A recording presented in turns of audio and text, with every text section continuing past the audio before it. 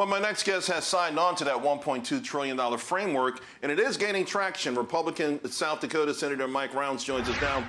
Senator Rounds, I'm really impressed how this is really growing despite all of the negativity, despite the fact that maybe some folks thought this was not going to work. The package that you're backing, describe that for us. First of all, it's a framework for a package, and what we're trying to do is to focus on real infrastructure.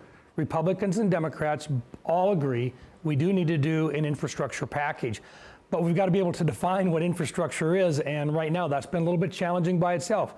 Roads, bridges, ports, airports, and now we're talking the telecommunications as well, water projects and so forth. As we build that, we're also looking at ways to pay for it over a period of between 5 and 8 years. But with that comes a disagreement with Democrats. Democrats would like to raise taxes. We're simply saying, look, this is not the time to raise taxes.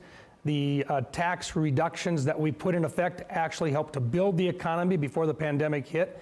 And what we'd like to focus on is finding the dollars that have already been appropriated, but not yet committed and not yet sent out for COVID relief, including the PPP program and including some other funds that may very well have been in for unemployment benefits that a number of our states have rejected. But it's a framework only. There's a lot of work to do yet. What do you make of the fact that as the news was getting better on this, that the framework, more folks are joining in on the framework, particularly on the Republican side, all of a sudden out of left field, you get a $6 trillion proposal that, of course, it's no surprise Bernie Sanders is behind it, but a lot of Democrats are saying, hey, why go small? This is a once-in-a-lifetime crisis. Let's go for $6 trillion. What do you make of that?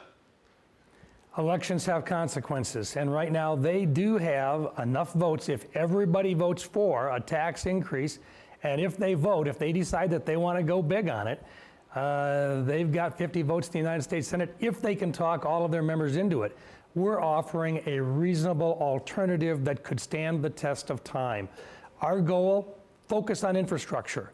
Let's get an infrastructure package done. We've proven that if you work side by side and you're reasonable, you can do bipartisan deals in the Senate, which is exactly what the Founding Fathers wanted. We did pandemic relief, we did a series of bills, and we did it on a bipartisan basis, well over 90 votes out of 100 in each one of the first 5.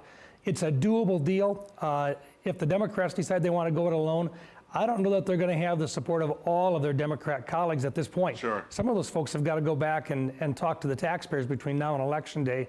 Taxpayers are not going to be happy with a huge, huge tax bill coming due. Absolutely, and it's not just, by the way, Senator Manchin, who's always the elephant in the room when you have these conversations. One thing, and before I let you go, it seems like no matter what the crisis is, the solutions always go beyond economic reality.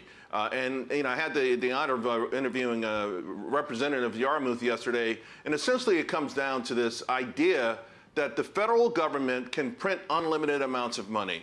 Why hold back?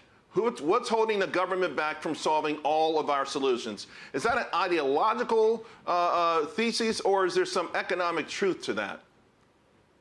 Look, you can't simply continue to just print money. When you do that, you end up monetizing debt. And what happens is the assets that are out there are devalued. Cash is devalued. Inflation rises, and the American taxpayer have a hidden tax. It means your gas prices are going to go up. It means your food prices are going to go up.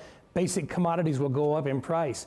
So anytime you start to make it an artificial issue where the government is issuing cash that really isn't well represented by a growing business economy, you're going to have consequences. And the consequences, unfortunately, are inflation, which hits some of the lowest income individuals in our country the worst.